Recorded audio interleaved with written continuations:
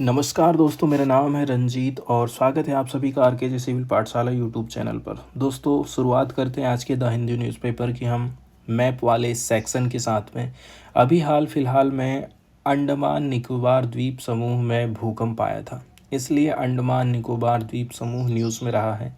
इसलिए इसके बारे में थोड़ी सी बेसिक जानकारी हम मैप के माध्यम से यहाँ पर आपको बताना चाहते हैं। हमारे लिए एक इम्पॉर्टेंट हो जाता है इसकी लोकेशन, कि भाई इसके यदि हम नॉर्थ की तरफ में जाएंगे तो क्या पड़ेगा, यदि हम इसके साउथ की तरफ में जाएंगे तो क्या पड़ेगा, पूरब पश्चिम उत्तर दक्षिण, इसकी जो लोकेशन है ये काफ़ी इम्पॉर्टेंट हो जाती। इसके अलावा भी ये जो अंडमान एंड निकोबार द्वीप समूह है, टूरिज्म के हिसाब से जैसे कि आपको यहाँ पर ज्वालामुखी देखने को मिल जाएगा, यहाँ पर आपको कोरल रीफ देखने को मिल जाएगा, यहीं पर हमारी Andaman and Nicobar command ANC त्रिसैन्य कमान भी यहीं पर लोकेटेड है, सेलुलर जेल यहाँ पर लोकेटेड है, इसलिए ये बहुत ही ज़्यादा इम्पोर्टेंट हो जाता है। वहीं यदि हम इसकी लोकेशन की बात कर लें दोस्तों, तो देखिए यदि हम नॉर्थ की तरफ में यदि जाते हैं तो नॉर्थ में क्या क्या पड़ जाएगा। यदि हम इसके नॉर्थ की तरफ में जाते हैं तो पड़ जाएगा आपका म्यांमार। ठीक है, यहाँ पर देख लेते हैं। यहाँ पर यदि हम नॉर्थ की तरफ में जाते हैं दोस्तों, तो नॉर्थ में पड़ जाता है अपना, ये हो गया, ये आपका हो गया म्यांमार। इसके अलावा बंगाल की खाड़ी, ये दोनों जो चीज़ें हैं, बंगाल की खाड़ी और म्यांमार नॉर्थ में पड़ जाएगा। ठीक है, ये हमारे हो गए अंडमान और निकोबार द्वीप समूह, जो कि अच्छे से नहीं दिखाई दे रहे हैं क्योंकि इसको जब थोड़ा आप जूम करेंगे ना तब जा कर के यहाँ पर हमको दिखाई देगा। यदि हम इसके साउथ में आते हैं, ठीक है, यदि हम इसके साउथ वाले हिस्से की तरफ में आएंगे तो ये जो पिंक कलर से दिखाया गया है ये इंडोनेशिया है। अंडमान निकोबार के नीचे की तरफ आते हैं तो इंडोनेशिया मतलब सुमात्रा द्वीप पड़ता है, और अंडमान सागर, जैसे कि ये यहाँ पर लिखा है अंडमान सागर, तो ये इसके निचले वाले हिस्से तक फैला हुआ है अंडमान सागर। पूरब की तरफ भी यदि आप जाते हैं, जैसे कि ये अपना निकोबार द्वीप समूह है, इसके यदि हम इस तरफ में जाएंगे पूरब की तरफ में तो क्या पड़ जाएगा, अंडमान सागर पड़ जाता है। इसके अलावा थाईलैंड पड़ जाता है। ये जो ग्रीन कलर से आप हिस्सा देख रहे हैं ये थाईलैंड का है और उसके बगल में थाईलैंड की खाड़ी है। इसके साथ ही साथ यदि आप पश्चिम की तरफ में जाते हैं तो पश्चिम की तरफ में ये हिंद महासागर हो गया और ये पूरा बंगाल की खाड़ी हो गई। ठीक है, तो ये इसकी कुछ महत्वपूर्ण लोकेशन है जो कि मैप पर आधारित क्वेश्चन के हिसाब से काफ़ी महत्वपूर्ण हो जाता है। इसके अलावा हम इसकी मैरीटाइम बाउंड्रीज भी देख सकते हैं। ठीक है, जैसे कि यदि हम इसकी मैरीटाइम बाउंड्रीज की बात करें तो पश्चिम में बंगाल की खाड़ी पड़ती है। यदि हम इसके पश्चिम वाले हिस्से की तरफ में जाते हैं तो ये बंगाल की खाड़ी पड़ जाएगी। भारत की मुख्य भूमि मतलब पार्टिकुलरली बंगाल, उड़ीसा, आंध्र प्रदेश, तमिलनाडु से सटा हुआ एरिया। पूरब की तरफ आप यदि जाएंगे तो अंडमान सागर पड़ जाएगा। नीचे की तरफ आप जाओगे तो मलक्का जलडमरू मध्य पड़ता है। मलक्का जलडमरू मध्य हमको कहाँ देखने को मिल रही है, मलक्का स्ट्रेट, ये यहाँ पर से ये जो दिखाए हैं ना, जो कि मलेशिया और इस इधर से सुमात्रा, दोनों जो भूमि है दोनों द्वीपों की, वहाँ के बीच से होकर के एक सकरी सी जगह गुजर रही है। ये हो गई हमारी मलक्का जलडमरू मध्य, मतलब इंडोनेशिया के सुमात्रा द्वीप के पास है ये जलडमरू मध्य विश्व के प्रमुख व्यापार मार्गों में से एक मानी जाती है। सबसे नीचे की तरफ यदि आप जाओगे ना तो ग्रेट निकोबार द्वीप पड़ता है। इसका इंदिरा पॉइंट सुमात्रा द्वीप के बहुत करीब है। ठीक है, इसका जो सबसे साउथ वाला हिस्सा है अंडमान निकोबार द्वीप समूह का, उसकी यदि हम सबसे लास्ट पॉइंट की बात कर लें, जैसे कि हम इंदिरा पॉइंट की बात करते हैं, ये इसका लास्ट पॉइंट है इंदिरा पॉइंट ग्रेट निकोबार में। इसके और नीचे आप जाओगे तो जस्ट सुमात्रा द्वीप इससे एकदम लगा हुआ है। अब ये तो थी महत्वपूर्ण इसकी लोकेशन। इसका डिटेल में वीडियो हम अलग से डालेंगे ताकि वो मैप वाले सेक्शन में शामिल हो सके। सीधे चलते हैं एडिटोरियल की तरफ और देख लेते हैं पहले एडिटोरियल को, जो कि आर्टिफिशियल इंटेलिजेंस के बढ़ते उपयोग और इसी के साथ ही साथ में जो कार्बन एमिशन बढ़ रहा है, एनर्जी कंजप्शन बढ़ रहा है, उसके ऊपर चिंता यहाँ पर जाहिर करी गई है। इसमें बताया जाता है कि यदि हम एआई वैल्यू चेन की बात करें, शुरू से लेकर के लास्ट तक स्टेप बाय स्टेप एआई के लिए जो जो चीज़ें हमें ज़रूरत पड़ती हैं, उनके निर्माण में कितनी एनर्जी लग जा रही है, कितना कार्बन एमिशन हो रहा है, उसका कैलकुलेशन किया जाना ज़रूरी है। तब जा कर के हम ग्रीन टेक्नोलॉजी को इसमें शामिल कर सकते हैं। इसी के ऊपर ये आर्टिकल आधारित है, इसी की चर्चा विस्तार से यहाँ पर हम करने वाले हैं। एआई और पर्यावरणीय जिम्मेदारी के संतुलन की हमें ज़रूरत है, बैलेंस बना करके चलने की ज़रूरत है दोनों के बीच में। इसके अलावा जो एआई वैल्यू चेन है, इसमें हमें कुछ कार्यवाही करना पड़ेगा, स्ट्रिक्ट नियम कानून बनाने पड़ेंगे, तब जा कर के एआई बेटर हो सकती है। अभी तक तो हम कभी सोचे नहीं थे। ये पहला आर्टिकल है जो ये बताता है कि आर्टिफिशियल इंटेलिजेंस का यूज़ हो रहा है तो उसमें भी कार्बन एमिशन हो रहा है। सबसे पहले तो हम समझते हैं कि एआई क्या है और ये इतना महत्वपूर्ण क्यों है। एग्जाम्पल के तौर पर सबसे सरल उदाहरण हम देखते हैं यूट्यूब में। यदि आप मोदी विरोधी वीडियो और देख लेते हैं या फिर सरकार विरोधी कोई भी वीडियो देख लेते हैं, तो फिर इसके बाद कंटिन्यू उसी प्रकार के वीडियोस आने चालू हो जाते हैं। ये सारी जो चीज़ें हैं एआई के माध्यम से संभव हो पा रही हैं। आर्टिफिशियल इंटेलिजेंस का मतलब ये है आपके मोबाइल को कुछ इस तरह से तैयार कर देना कि वो आपके डाटा का इस्तेमाल करके आपको समझेगा, इंसान की तरह व्यवहार करना वो चालू कर देता है। आर्टिफिशियल इंटेलिजेंस यही करता है। आर्टिफिशियल इंटेलिजेंस हमारी ज़िंदगी, काम करने के तरीके और बिजनेस को तेज़ी के साथ में बदल रहा है। एआई एक ऐसी टेक्निक है जो इंसान के दिमाग की सोचने और निर्णय लेने की क्षमता का सिमुलेट करता है, मतलब अनुकरण करता है कि हम कैसे करके कोई भी चीज़ को याद रखते हैं और जवाब देते हैं। एआई की हिस्ट्री की बात करें तो आर्टिफिशियल इंटेलिजेंस की शुरुआत 1950 के दशक में हुई थी, लेकिन हाल के साल में कंप्यूटिंग पावर और डेटा अवेलेबिलिटी तेज़ी के साथ बढ़ रहा है। तेज़ी के साथ में एआई भी बढ़ते जा रहा है। वहीं यदि हम इसके ग्लोबल मार्केट की बात करें तो वैश्विक एआई बाजार $200 बिलियन पहुंच चुका है। 2030 तक $15 ट्रिलियन पहुंच जाएगा। अमेरिका में स्टारगेट प्रोजेक्ट के अंतर्गत $500 बिलियन का निवेश किया जा रहा है, जबकि भारत में रिलायंस इंडस्ट्रीज और निविडा मिलाकर के दुनिया का सबसे बड़ा डेटा सेंटर जामनगर में बना रहे हैं। भारत भी चैट जीपीटी जैसी एआई टेक्निक को कम करने के लिए, एआई टेक्निक को टक्कर देने के लिए डीप सीक और चैट जीपीटी एआई कंपनियों से मुकाबला करने के लिए हम खुद का एलएलएम तैयार कर रहे हैं, लार्ज लैंग्वेज मॉडल बना रहे हैं, ताकि हम इस प्रकार की ऐप बना सकें जो कि आपके हर क्वेश्चन का आंसर देने में सक्षम। एक प्रकार से आप रोबोट ही समझ लीजिए। लेकिन एआई के इस तेज विकास के साथ ही साथ एनवायरमेंटल समस्याएं भी बढ़ रही हैं, जिनको आप नज़रअंदाज नहीं कर सकते। हम खुद का एलएलएम तैयार कर रहे हैं तो दुनिया को ये साबित कर दें कि हमने इसमें बहुत कम कार्बन एमिशन किया है। एआई वैल्यू चेन और पर्यावरणीय प्रभाव की यदि हम चर्चा करें तो देखिए, एआई चेन में सारी चीज़ें स्टेप बाय स्टेप रहती हैं। मतलब मैं चैट जीपीटी बनाया हूँ तो चैट जीपीटी बनाने में मुझे कितनी मेहनत लगी है, क्या क्या स्टेप्स में होकर के गुजरा हूँ और उसमें कितना कार्बन एमिशन हुआ है, ये सारी चीज़ें मैं पता लगा सकता हूँ। एआई का एनवायरनमेंट के ऊपर क्या असर पड़ेगा, इसके पूरे वैल्यू चेन में अलग अलग लेवल पर हम देख सकते हैं। जैसे कि हार्डवेयर प्रोडक्शन होता है एंड एनर्जी कंजप्शन। सबसे पहले तो हम हार्डवेयर को तैयार करते हैं, इसमें बहुत सारी एनर्जी लग जाती है। एआई इंफ्रास्ट्रक्चर के लिए डेटा सेंटर की ज़रूरत पड़ती है, जो कि ग्रीन हाउस गैस एमिशन का 1% योगदान दे रहा है। इंटरनेशनल एनर्जी एजेंसी के हिसाब से देखा जाए 2026 तक डेटा सेंटर की बिजली की मांग डबल हो जाएगी।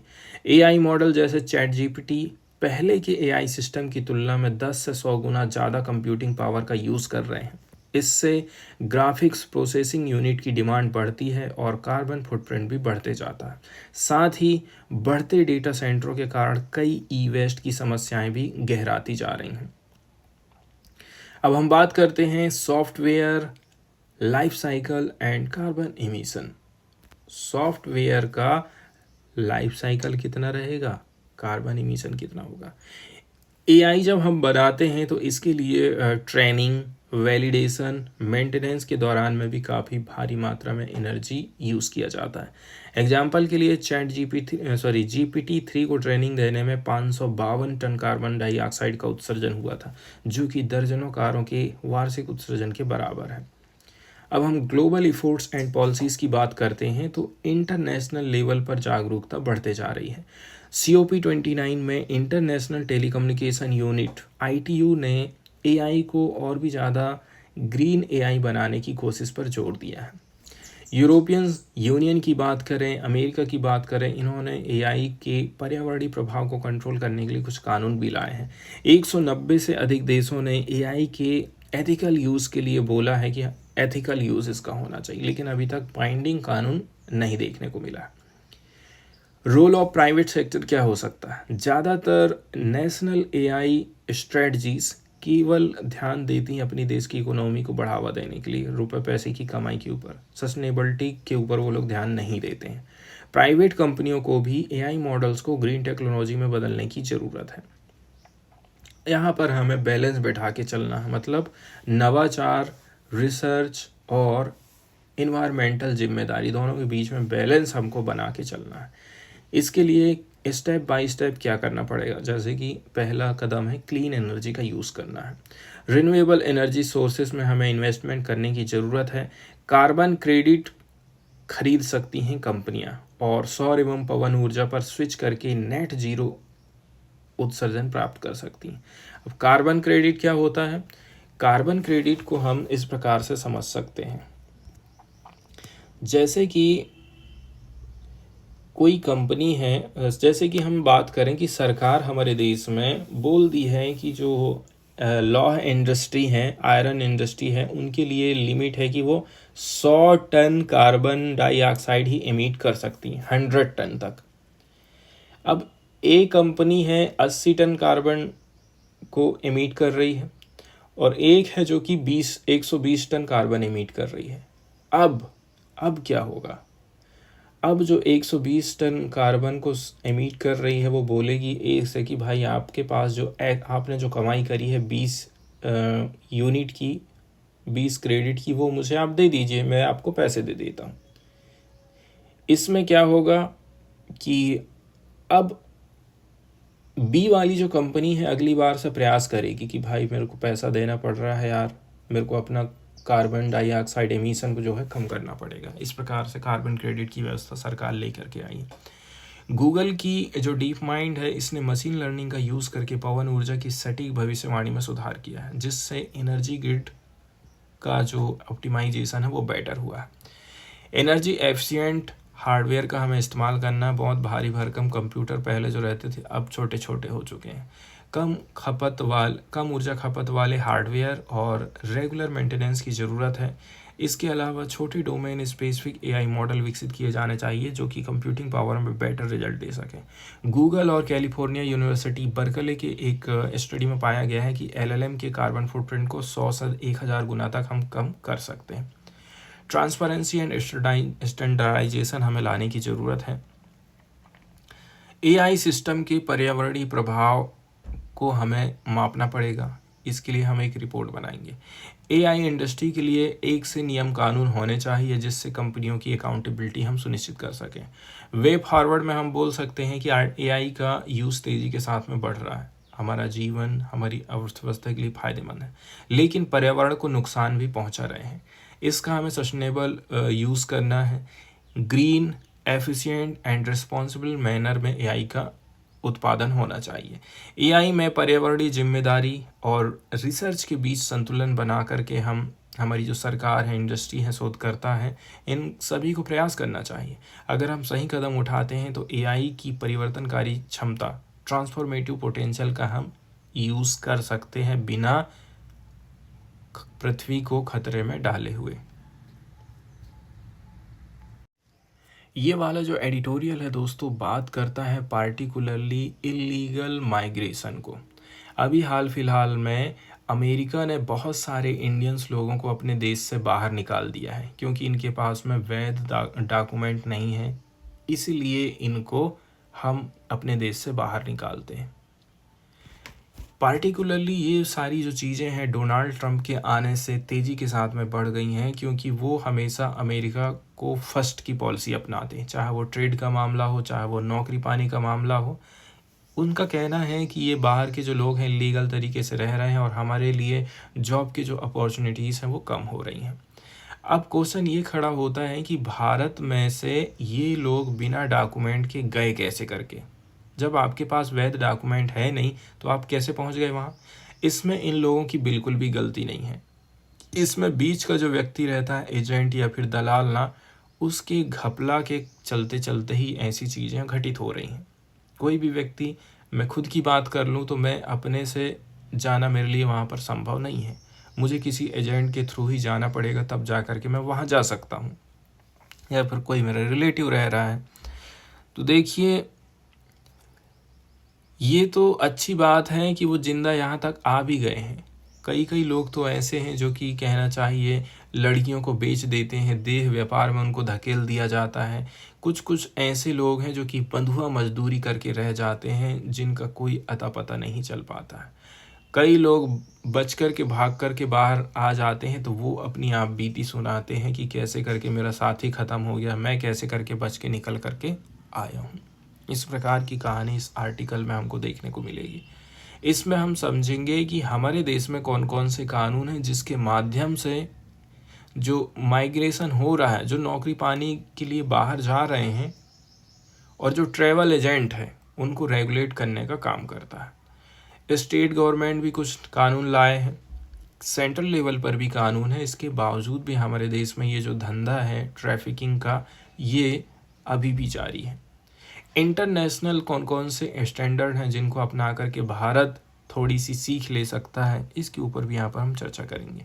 इंट्रोडक्शन की हम बात करते हैं तो हाल फिलहाल में देखिए यूएस से भारत लौटाए जा रहे भारतीय प्रवासी सौभाग्यशाली हैं कि वे जिंदा आ गए हैं। हालांकि अपमानित हुए हैं, उनको हथकड़ी लगाई गई है, मानसिक रूप से उनको क्षति पहुंची है। मतलब ये उनकी जो यात्रा है अपमान और निराशा भरी है। लेकिन कुछ ऐसे माइग्रेंट लेबर भी हैं जो कि इराक में गोला बारूद के खेतों में काम करने के लिए भेजे गए हैं और जिन्हें बाद में वहां छोड़ दिया गया था। उन्हें तब वापस लाए हैं जब उनके लिए आपातकालीन दस्तावेज जारी किए गए, नहीं तो जिंदगी भर वो वहीं रह जाते।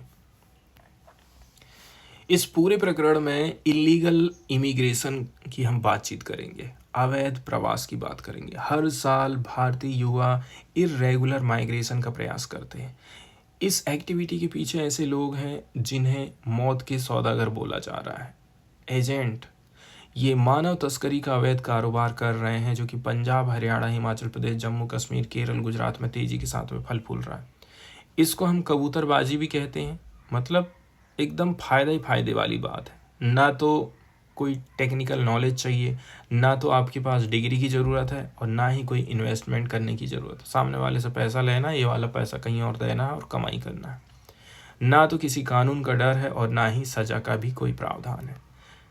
हॉरर एंड मिस्ट्रीज़ की हम बात करते हैं कि कितना खतरनाक चीज़ों से होकर के व्यक्ति गुजरता है जब उसके साथ में धोखा होता है। तो ह्यूमन स्मगलिंग कोई नया खतरा नहीं है, लेकिन इससे जुड़े घातक परिणाम हमें सीखने की ज़रूरत है। जिन युवाओं को ये अवैध धंधा आकर्षित करता है वे डॉलर कमाने के सपने देखते हैं, लेकिन हकीकत में धोखा खाते हैं। जैसे कि मुझे जाना है कोई गल्फ खाड़ी देश में, तो मैं सोचता हूँ यार मेरे को डॉलर मिलेगा, अमेरिका जाऊँगा, मुझे डॉलर कमाऊँगा। लेकिन देखिए ये जो एजेंट लोग हैं ना, एक ऑर्गेनाइज क्राइम कर रहे हैं। पीड़ा और भयावहता को ये लोग जन्म देते हैं, बिना किसी रोक टोक के फल फूल रहा है। जो लोग इस गिरोह के चंगुल में फंस जाते हैं उनका तो शोषण होना एकदम कन्फर्म है, जिंदगी उनकी पूरी नरक बन जाती। ऐसी बहुत सारी घटनाएं सामने आई हैं जहाँ पर जो माइग्रेंट लेबर हैं समुद्री कंटेनरों में दम घुटने से मर गए, जलती हुई रेगिस्तान में भटकते हुए दम तोड़ देते हैं, समुद्र में डूब गए या फिर स्लेव कैंप में जबरन मजदूरों के रूप में काम करने के लिए मजबूर हैं।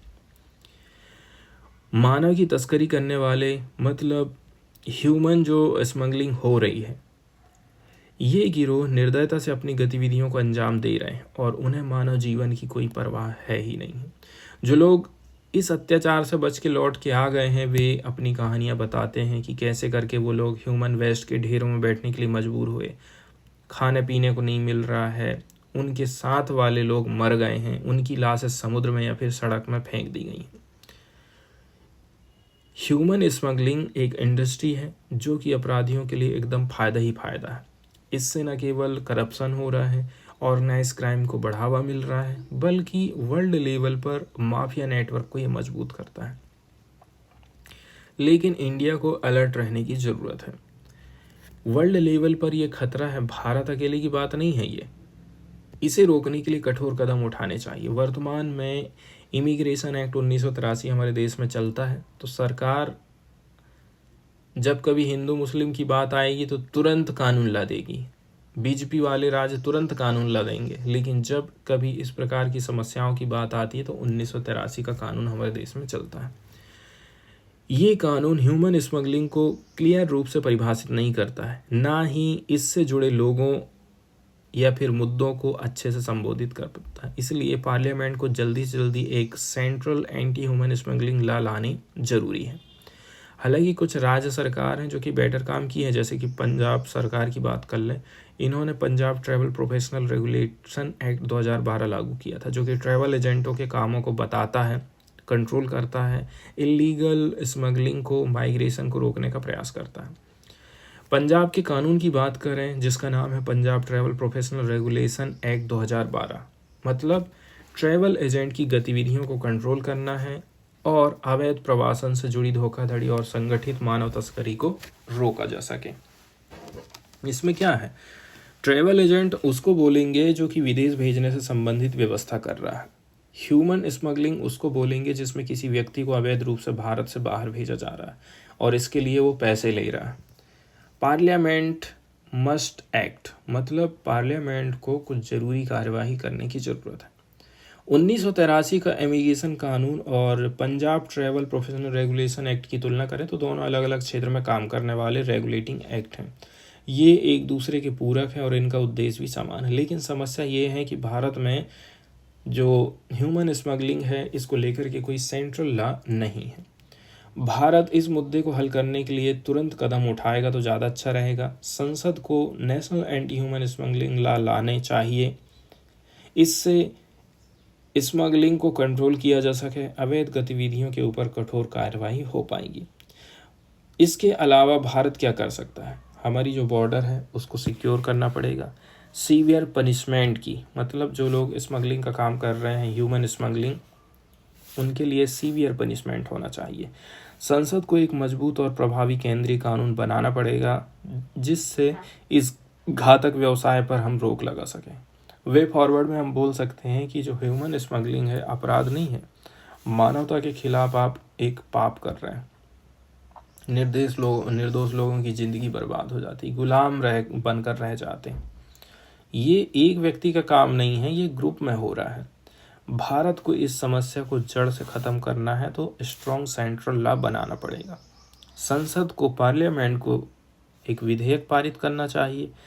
ऐसे कानून को लागू करो जो मानव तस्करी से संबंधित अपराधियों पर एकदम कठोर, उनकी गर्दन ही पकड़ के मरोड़ दो। और भारत को अपने नागरिकों की रक्षा करनी चाहिए और उन्हें सुरक्षित भविष्य की गारंटी हमको देना पड़ेगा। वहीं यदि हम बात करें इंटरनेशनल लेवल पर हम क्या सीख ले सकते हैं, क्योंकि इंटरनेशनल लेवल पर बहुत सारे कानून बनाए गए हैं, यहाँ से हमें सीख लेने की ज़रूरत है। Strong legal framework United state and Canada में है। यूनाइटेड स्टेट के पास में स्ट्रिक्ट लॉस हैं जो कि ट्रैफिकिंग विक्टिम प्रोटेक्शन एक्ट के रूप में जाना जाता है, जो प्रोवाइड करता है सीवियर पेनाल्टी इस प्रकार के धंधा करने वाले लोगों के ऊपर। कनाडा में इमिग्रेशन एंड रिफ्यूजी प्रोटेक्शन कानून है जो कि क्रिमिनलाइज करता है ह्यूमन स्मगलिंग को एंड इम्पोज करता है heavy fine and long prison की व्यवस्था है। इंडिया भी क्या करेगा, इंडिया को भी एंटी ह्यूमन स्मगलिंग कानून लाने की ज़रूरत है, जो कि बताएगा कि ऑफेंस क्या है, इम्पोज करेगा सीवियर पनिशमेंट एंड इंश्योर करेगा विक्टिम के प्रोटेक्शन को। दूसरा कदम हम उठा सकते हैं, ऑस्ट्रेलिया, मैक्सिको, यूएस ने जो बॉर्डर में अपना रिस्ट्रिक्शन लगाए हैं, एकदम कठोर नियम कानून बनाए हैं बॉर्डर में, उस प्रकार का। ऑस्ट्रेलिया में जीरो टॉलरेंस की पॉलिसी है इलीगल माइग्रेशन को लेकर के। अनऑथराइज तरीके से कोई आता है तो वो फिर बचने वाला नहीं है, उसको जो है ऑफशोर प्रोसेसिंग सेंटर में डाल दिया जाएगा। यूएस मैक्सिको बॉर्डर की बात करें तो यहाँ पर काफ़ी एडवांस सर्विलांस टेक्नोलॉजी लगाई गई, जैसे कि ड्रोन से निगरानी होती है, कोई घुस तो नहीं रहा सीमा से, बायोमेट्रिक ट्रैकिंग होती है, बॉर्डर पेट्रोल फोर्सेस लगाई गई हैं। इंडिया भी इस प्रकार के काम कर सकता है, पार्टिकुलरली पंजाब, गुजरात एंड केरला में। इंटरनेशनल कोऑपरेशन की भी ज़रूरत, मतलब यूरोपीय यूनियन और आसियान जैसे नेशंस के साथ में भी हाथ मिला करके चल सकते हैं। यूरोपीय union has a joint task force for migrant smuggling. यूरोपीय यूनियन ने ऑलरेडी से माइग्रेट स्मगलिंग के लिए जॉइंट टास्क फोर्स बना चुका है। Coordinating intelligence sharing and operation across member, इसके भी जैसे मेंबर स्टेट है ना, उनके बीच में इंटेलिजेंस शेयरिंग होती है, ऑपरेशंस की जानकारी शेयर होती है। आसियान कंट्रीज़ की बात करें जैसे कि थाईलैंड, मलेशिया एंड इंडोनेशिया, ये आपस में मिलकर के काम करते हैं ताकि ह्यूमन स्मगलिंग को रोका जा सके through agreement and collaborative effect. इसी प्रकार से इंडिया क्या कर सकता है, अपनी जो नेबरिंग कंट्रीज़ हैं, ग्लोबल एजेंसीज हैं जैसे इंटरपोल, अनडॉक, यूनोडॉक, इनके साथ में मिलकर के काम कर सकता है, ह्यूमन ट्रैफिकिंग को रोक सकता है। पब्लिक अवेयरनेस प्रोग्राम और एजुकेशन हम सीख ले सकते हैं जर्मनी एंड नीदरलैंड से। जर्मनी बहुत सारे अवेयरनेस के प्रोग्राम चलाता ताकि लोगों को एजुकेट कर सके कि यदि इलीगल माइग्रेशन होता है तो क्या उसका खतरा है, ह्यूमन स्मगलिंग कैसे हो रही है। नीदरलैंड ने इंटीग्रेट कर दिया है माइग्रेशन अवेयरनेस प्रोग्राम को, स्कूल में ही बच्चों को माइग्रेशन अवेयरनेस के प्रोग्राम पढ़ाए जाते हैं। इसके बाद जो विक्टिम लोग हैं उनको सपोर्ट देना ज़रूरी है। स्वीडन और नॉर्वे से हम ये चीज़ सीख सकते हैं कि उनका रेवलाइजेशन प्रोग्राम हमें चलाना पड़ेगा। इसके अलावा फाइनेंशियल सपोर्ट हम दे सकते हैं, लीगल एड दे सकते हैं, एम्प्लॉयमेंट ट्रेनिंग प्रोवाइड कर सकते हैं। इस प्रकार से इंटरनेशनल जो कंट्रीज़ हैं उनसे हम सीख ले सकते हैं। न्यूज़ वाले सेक्शन की तरफ यदि हम जाते हैं तो हाल फिलहाल में जो INS तमाल है ये न्यूज़ में रहा है। इसको हम भारतीय नौसेना में, नेवी में कमीशन करने वाले हैं, मतलब शामिल करने वाले हैं। ये भारतीय नेवी का एकदम न्यू स्टील फ्रिगेट है जिसका निर्माण रूस में किया जा रहा है और इसके 2025 के मध्य तक कमीशन होने की उम्मीद है। ये जो जहाज़ हम खरीद रहे हैं ये 4 स्टील फ्रिगेट के 2.5 मतलब $2.5 बिलियन का ये सौदा है, जिसमें हम 4 ठो खरीदेंगे, 2 रूस में बनेंगे और 2 भारत में बनेंगे। INS तमाल एक काफ़ी कहना चाहिए उन्नत क्रिवाक 3rd श्रेणी का फ्रिगेट है, मतलब लड़ाकू है, लड़ाकू जहाज़ है ये, समुद्री जहाज़ जो कि भारतीय नौसेना की परिचालन कैपेसिटी को बढ़ा देगा। इसके पहले हमारे पास INS तुसील था जो कि इस श्रेणी का पहला फ्रिगेट था। दिसंबर 2024 में हमने इसको कमीशन किए थे। INS तमाल के 2025 की पहली तिमाही में डिलीवरी हो सकती है। इसके बाद हम इसको नेवी में कमीशन कर लेंगे, शामिल हो जाएगी। इसकी विशेषताओं की बात करें ना तो इसकी उन्नत स्टील टेक्निक है, आधुनिक हथियार प्रणाली है, बहुआयामी युद्ध संचालन कैपेसिटी है, जो कि भारतीय महासागर में यदि हम इसको रखते हैं तो भारत की सेफ्टी मजबूत होती है। इसमें हम 2 रूस में और 2 हम अपने यहाँ पर गोवा शिपयार्ड लिमिटेड में बनाएंगे, मतलब टेक्नोलॉजी ट्रांसफ़र होगा जो कि मेक इन इंडिया पहल के हिसाब से हो रहा है। अगली न्यूज़ जो हम देखने वाले हैं दोस्तों वो NSO की तरफ से हाल फिलहाल में एक रिपोर्ट तैयार करी गई है जिसमें बताया जाता है कि आज के समय में महिलाएं घर में काम कम कर रही हैं और बाहर कमाने के लिए ज़्यादा जा रही हैं। तो ये सरकारी ऑफिस की तरफ से कहना चाहिए रिपोर्ट प्रस्तुत करी गई है, इसलिए इसमें आप समझ सकते हैं कि सरकारी डेटा है, मतलब इसमें बड़ाई ही हमको देखने को मिलेगी घाटे में कोई चीज़ हमको दिखाई नहीं देगी। लेकिन यूपीएससी की परिप्रेक्ष्य से हम समझेंगे एनएसओ के बारे में। इसके अलावा इस रिपोर्ट में जो आंकड़े प्रस्तुत किए गए हैं ये हमारी मेंस की आंसर राइटिंग में काम आ सकते हैं। एनओसी की यदि हम बात करें, नेशनल स्टैटिस्टिकल ऑफिस जिसको बोला जाता है, इस प्रकार के आंकड़े सर्वे कराने का काम करता है राष्ट्रीय लेवल पर, स्टेट लेवल पर। स्थापना की बात करें, राष्ट्रीय सांख्यिकी कार्यालय की स्थापना 2019 में भारत सरकार ने करी थी। तो ये किसके अंतर्गत हुआ था? सांख्यिकी कार्यक्रम और कार्यान्वयन मंत्रालय के अंतर्गत ये काम करती है। एनएसओ की स्थापना राष्ट्रीय सांख्यिकी आयोग की सिफारिशों के आधार पर हुई थी, जिसका उद्देश्य था भारत में जो सांख्यिकी प्रणाली है उसको और भी ज़्यादा इंस्टीट्यूशनलाइज करें, हम प्रभावित और भी ज़्यादा प्रभावी करें। संरचना की बात करें तो एनएसओ दो चीज़ों से मिलकर बना, एक सीएसओ है और एक होता है एनएसएसओ, सेंट्रल स्टैटिस्टिक्स ऑफिस, और एक होता है national sample survey office. NSO के कामों की यदि हम बात करें और इसकी यूनिट्स की बात करें तो इसको हम 4 डिवीज़न में बांट देते हैं। सर्वे एंड स्टैटिस्टिकल डिवीज़न रहता है, नेशनल लेवल पर बहुत सारे सर्वे का आयोजन करता है, जैसे कि श्रम शक्ति कितनी है, कितना लोग खर्चा कर रहे हैं, एजुकेशन का क्या लेवल चल रहा है, हेल्थ कैसा है लोगों का, इंडस्ट्री में प्रोडक्शन कैसा चल रहा है। सेकंड नंबर में आ जाता है इकोनॉमिक स्टैटिक डिवीज़न, जीडीपी की गणना करना है, औद्योगिक उत्पादन सूचकांक तैयार करना है, इसके अलावा उपभोक्ता मूल्य सूचकांक जैसे आर्थिक डेटा प्रोवाइड करता है। फिर आ जाता है सोशल स्टैटिक डिवीज़न, मतलब जनसंख्या, महिला सशक्तिकरण, शिक्षा, स्वास्थ्य, अन्य सामाजिक मुद्दे का डेटा ये जुटाने का काम करता है। फिर आ जाता है data processing and analysis division, आंकड़ों का संग्रह करेगा, विश्लेषण करेगा, डिजिटलीकरण की प्रक्रिया करता है। काम की बात करें, पीरियडिक लेबर फोर्स सर्वे जारी करेगा, नेशनल सैंपल सर्वे लाएगा, कंज्यूमर एक्सपेंडिचर सर्वे आएगा, index of industrial production, inflation and price index. ये जितने भी यहाँ पर सर्वे दिए हैं ना, ये बहुत इंपॉर्टेंट है। कई बार पूछ लेता है कि इनमें से कौन सी चीज़ एनएसओ जारी नहीं करता है, इसलिए ये बहुत ज़्यादा इम्पोर्टेंट हो जाता है। इसके बाद यदि हम बातचीत कर लें इसके और भी अंदर यदि हम घुसते हैं, जैसे कि इसमें कौन कौन से अधिकारी लोग बैठते हैं, सबसे बड़ा अधिकारी इसमें कौन होता है, तो देखिए एनओसी का जो प्रमुख अधिकारी सांख्यिकी और कार्यक्रम कार्यान्वयन मंत्रालय के अंतर्गत काम करता है, मतलब सांख्यिकी और कार्यान्वयन मंत्रालय हम अलग से बना के रखें, उसके अंडर में ही काम करता है। सबसे ऊपर में रहेगा सांख्यिकी और कार्यक्रम कार्यान्वयन मंत्रालय का सचिव। सचिव है मतलब आईएएस अधिकारी होगा। एनएसओ का सबसे बड़ा अधिकारी यही रहता है। ये केंद्र सरकार के अंतर्गत आईएएस अधिकारी होता है। ये क्या काम करेगा? सांख्यिकी प्रणाली का समन्वय करेगा, नीति निर्माण के लिए डेटा तैयार करना होता है। इसके बाद आ जाता है chief statistician of India, CSI. NSO का टेक्निकल अधिकारी है ये,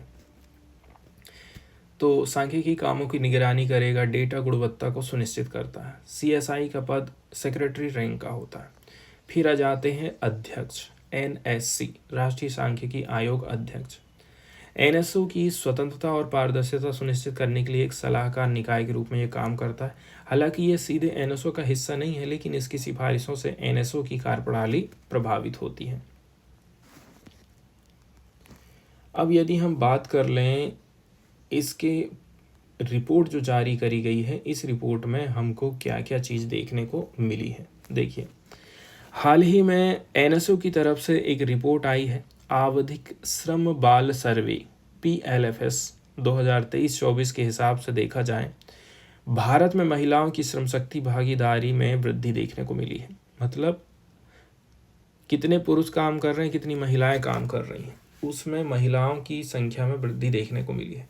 रिपोर्ट में बोला जाता है कि 36.7% महिलाएं और 19.4% कुल कार्यबल घरेलू उद्यमों में अवैतनिक कार्य में संलग्न है। मतलब 36% महिलाएं घर के कामकाज में बिजी हैं। टोटल 100 लोग काम करने वाले हैं, तो उसमें से मतलब महिला पुरुषों को मिला दें तो 20% महिलाओं को कुल कार्यबल का 20% हिस्सा ऐसा है जो कि अवैतनिक काम कर रहा है, मतलब अनपेड वर्क। घर में कितना भी काम कर लो आपको 1 रुपये नहीं मिलेगा, फूटी कौड़ी नहीं मिलेगी। पिछले साल का आंकड़ा 37% था। इस साल का आंकड़ा कितना हो गया है? पिछले साल का जो आंकड़ा है वो 37% महिलाओं था और 18.3% कुल कार्यबल के लिए था। दोनों की यहाँ पर आप तुलना कर सकते हैं। इसके अलावा एनएसओ के टाइम यूज सर्वे 2019 के हिसाब से 6 साल और उससे अधिक आयु की 81% महिलाएं प्रतिदिन 5 घंटे से अधिक अवैतनिक घरेलू काम करती हैं, अनपेड डोमेस्टिक वर्क, जबकि पुरुषों में 24% है। ये बताता है कि भाई महिलाएं पारंपरिक रूप से घर के कामों में ज़्यादा बिजी रहती हैं। खेत में 2 लोग की ज़रूरत है, लेकिन घर की महिलाएं को भी खेत में ले जाएंगे काम करवाने के लिए, तो अब वो बाहर फिर काम करना नहीं चाहती हैं। उसके भी बहुत सारे रीज़न हैं। हालांकि PLFS 2023-24 की रिपोर्ट में ये भी पता चला है कि महिलाएं अब अवैतनिक घरेलू कार्यों से वेतन की नौकरी की तरफ बढ़ रही हैं। हाल फिलहाल में देखा जाए दोस्तों तो Karnataka based writer and activist and lawyer Bhanu Mushtaq को लॉन्ग लिस्ट किया गया है इंटरनेशनल बुकर प्राइज़ 2025 के लिए। उन्होंने उनकी शॉर्ट स्टोरी का कलेक्शन है जिसका नाम है हार्टलैम्प। इस वर्क को ट्रांसलेटेड किया गया है कन्नड़ा भाषा से अंग्रेजी में। किसके द्वारा? दीपा भास्थी के द्वारा। Marks the first time a Kannada work has been recognised in the prize history. ये पहली बार ऐसा हुआ है कि कन्नड़ा भाषा को अंतर्राष्ट्रीय लेवल पर पहचान मिली है, यदि ये सिलेक्टेड हो गई हैं, यदि इनको ये पुरस्कार मिल जाता है तो। वहीं यदि हम इसके बारे में कुछ बेसिक जानकारी देख लें, ये काफ़ी महत्वपूर्ण हो जाता है इंटरनेशनल बुकर प्राइज़, ठीक है। इसलिए इसके बारे में थोड़ा सा नॉलेज देखते हैं। इंटरनेशनल बुकर प्राइज़ की बात करें तो इसको इस्टेब्लिश किया गया था 2005 में। इसे मूल रूप से शुरू में साल में 2 बार देते थे, लेकिन 2016 से फिर क्या कर दिए हैं, पहले हर 2 साल में 1 बार देते थे। पहले 2-2 साल में मिलता था। आज के टाइम में हर साल दिया जाने लगा। कब से? 2016 से। बात करते हैं किसको दिया जाएगा। ये पुरस्कार किसी भी भाषा में लिखे गए और अंग्रेजी में ट्रांसलेट किए गए कोई भी साहित्यिक कृति हो सकती है, कहानी, उपन्यास, कुछ भी चलेगा। इसमें जिसने लिखा है वो भी और यदि कोई इसको ट्रांसलेट करता है तो उसको, दोनों को बराबर पैसा मिले, मतलब 50,000 पाउंड मिलेगा, मतलब 50 लाख रुपए 25-25 दोनों में बांटा जाएगा। की फैक्ट यदि हम बात करें तो ये पुरस्कार बुकर प्राइज़ फाउंडेशन देता है। इंटरनेशनल बुकर प्राइज़ और बुकर प्राइज़ दोनों ना अलग अलग हैं। बुकर प्राइज़ किसको देंगे? आपको प्योरली इंग्लिश में ही चीज़ को लिखना पड़ेगा। इंटरनेशनल बुकर प्राइज़ का बोलता है कोई भी भाषा में लिख दो, लेकिन आप उसको इंग्लिश में ट्रांसलेट कर दीजिए। 2016 से ये कंटिन्यू हर साल दिया जा रहा है। पहले 2 साल में 1 बार देते थे। पहले इसको ना मैन बुकर इंटरनेशनल प्राइज़ बोलते थे, लेकिन 2019 में इसका नाम चेंज कर दिए हैं, बन गया है इंटरनेशनल बुकर प्राइज़। इसे लंदन स्थित बुकर प्राइज़ फाउंडेशन द्वारा दिया जाता है। भारत से अब तक किसी भी भारतीय लेखक को ये पुरस्कार नहीं मिला है, लेकिन भारतीय मूल की लेखिका हैं गीतांजलि श्री ने 2022 में अपनी हिंदी कृति टॉम्ब ऑफ सॉन्ड के लिए इसको जीता था। ये इंडिया में इनका जन्म हुआ है, लेकिन यहाँ नहीं रहती हैं, वो बाहर ही रहते हैं। सबसे पहला पुरस्कार अल्बानिया के लेखक इस्माइल कादरे को 2005 में दिया गया था। लेटेस्ट 2023 के विनर की बात करें तो बुल्गारियाई लेखक जॉर्जी गोस्पिंडिनो की पुस्तक है टाइम शेल्टर, और इसके अनुवादक कौन थे? एंजेला रोडेल को दिया गया था।